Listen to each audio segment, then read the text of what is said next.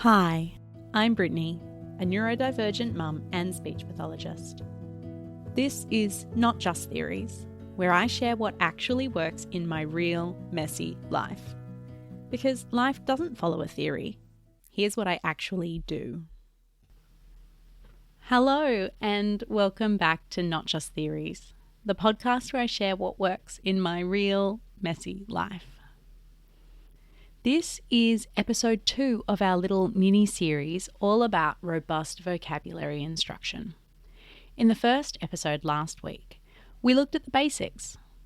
What robust vocabulary is, why it matters, and how I do it at work in the clinic. Just as a little reminder, that was using Tier 2 vocabulary, aiming for 36 exposures, and using flashcards to aim for those 36 exposures through some structured book reading. The episode was all about how I use that approach to train parents in understanding those key features of robust vocabulary instruction so that they could take it into their home and do it in a less structured way in different settings. Today, we're going to zoom in on what this can look like at home during one of my very favourite contexts for language learning, which is book reading. This is a really nice way to bridge between the structured work that we do in therapy and the less structured work that we'll be talking about next week in our episode about how to do language instruction in play. Book reading is this really nice middle ground because it still provides a little bit of a routine and a structure. It's not quite as chaotic as play can be. And because we've focused on using the flashcards with book reading, taking it to just book reading without the flashcards is a little bit of a smaller step. So, why do we use books for vocabulary? Books are wonderful, just for lots of reasons. They expose children to words and ideas that they might not hear in everyday conversation. They naturally contain Tier 2 vocabulary. They have rhythm, repetition, and often really playful, imaginative language. And most importantly, they create natural little pauses where we can highlight words without breaking the flow too much. However, unlike in a clinic, when I'm at home, I don't tend to pull out flashcards or sit down with a pre-selected list of words when I read with my preschooler. Instead, I keep things really natural and very connected to the story. So, how do I know which words to pick? I'm still looking for what we call those Tier 2 words.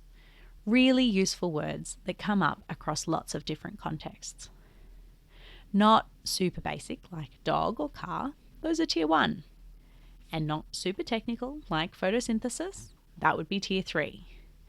But words like enormous instead of big, gloomy instead of scary, giggle instead of laugh, or din instead of noisy. These are words children might not know yet, but once they do, they can still use them in all sorts of situations. And I do not pre-plan them at home. I just try and notice them as they appear in the book that we're reading. So let's take the word din. If I'm reading a story together with my child and it said something like, inside the hall there was a terrible din, I might then pause and say, oh, that's a funny word, din. That means lots of noise. Like when you and your brother were banging on the saucepans yesterday. You are making such a din. If my child was engaged, we might actually have a little conversation about it. Oh, you like making a din. Oh, I always have to block my ears. You and your brother make such a din when you play with those saucepans. They might, turn into something quite extended, or it might not. So really reading how your child's responding in that moment. I'm trying to make it light and playful. So it feels like we're discovering that word together rather than a test or an opportunity for a lecture. Once we've finished talking, whether it's that one sentence or an extended conversation, I then go back and reread the sentence from the book, starting again from the beginning of that sentence so they hear the word din a second time in the context of the book. inside the hall, there was a terrible din. And then I continue on with the rest of the book. So just in that one reading of the book, the child is hearing the word once in the sentence as written, at least once when I stop to point it out, again if I choose to give an example from their own life, and then once more when I reread the sentence. That's at least 4 exposures in their one book reading without it necessarily feeling repetitive or forced or unnatural for the child. They might have even heard it 6 or 7 or 8 times if they engaged well in that conversation about the story from the saucepans. And the key here is relevance. Kids are far more likely to notice and remember a new word if it connects to their own experiences. If I just said din along with some abstract dictionary definition, it's not that interesting. But if din is what they were making when they turned the living room into a concert pit yesterday, suddenly it's funny and memorable. And that little personal link can give the word a little extra sparkle. And you'll notice that the definition I'm giving is not a long explanation. I don't say, din means an unpleasantly loud and prolonged noise. It's accurate, but it's not child-friendly. I try and keep it short and simple. Din means lots of noise. That's all they need in the moment. If they're curious, they might ask more, or you can offer another example.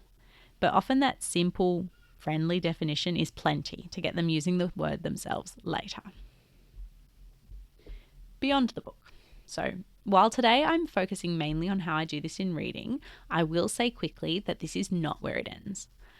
After I've found a word like that in a book, I try and keep my eyes out for moments during the day when that word might naturally fit. If we're at the playground and a group of kids are all yelling excitedly, that's a perfect time for me to say, wow, what a din. Or maybe you're in a public bathroom and somebody uses the electric hand dryers and you can say, oh, while you're covering your ears, that's making such a din. The dishwasher might be rattling in the kitchen that night and you can say, oh, the dishwasher's making a bit of a din in the kitchen. And these little natural repetitions are so powerful after you've already brought attention to that word in the book, and it really just helps not just provide those extra exposures to the word, but extra meaningful exposures. And it's always about, is this a meaningful exposure? You're showing the child how this word is relevant to their real everyday life by using it throughout the day. I'll talk a lot more in our next episode about natural vocabulary instruction during play and daily routines, but today's mostly focused on the books. While we're talking about the books, I really want to mention that I do not stop for every single interesting word because that would drag the story down and make it frustrating. So the focus of our book reading activity is still to have it be fun and about the book.